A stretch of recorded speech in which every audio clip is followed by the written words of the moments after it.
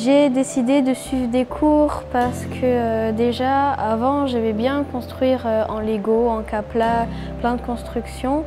Donc du coup, à un moment, ma mère elle est sur internet et elle m'a trouvé quelque chose qui était en rapport avec ça. J'ai appris plein de choses. J'ai appris déjà à faire une maquette.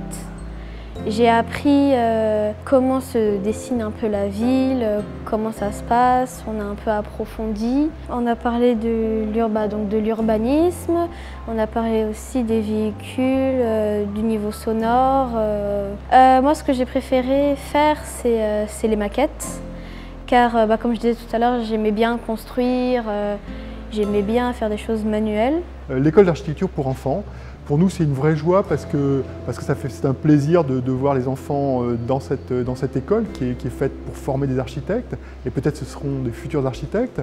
Et puis aussi parce que chaque fois c'est vraiment formidable de voir le travail qui est fait tout le long de l'année et comment on arrive à éveiller la sensibilité des enfants à l'architecture, à la ville, à leur environnement. La sensibilisation à l'architecture est une chose qui, notamment sur les enfants et les adolescents, fonctionne bien et comment on peut arriver vraiment très facilement à intéresser les enfants. Et c'est majeur qu'ils aient aussi un regard aiguisé, un regard critique, un regard sensible sur la ville et sur leur environnement quotidien. Je suis très intéressée par l'art et je voulais découvrir ce domaine.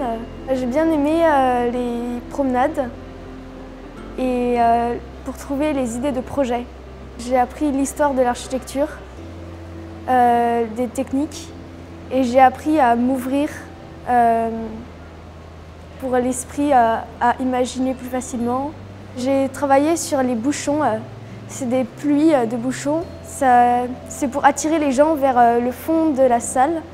En fait, c'est super sombre et avec le orange et l'argenté, les gens venaient plus voir les projets des vrais architectes en haut de la mezzanine. Ce qui m'a amené à l'école d'architecture, c'est de vouloir découvrir de nouvelles choses.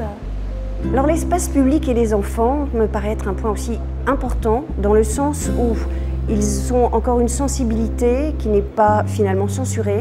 Ils peuvent exprimer si les espaces sont agréables ou non pour eux et on peut les aider finalement à dire pourquoi, à les décoder et finalement ça peut remonter vers les adultes qui auront un autre regard sur l'espace public qui est quand même l'espace de rencontre et l'espace effectivement commun puisque public.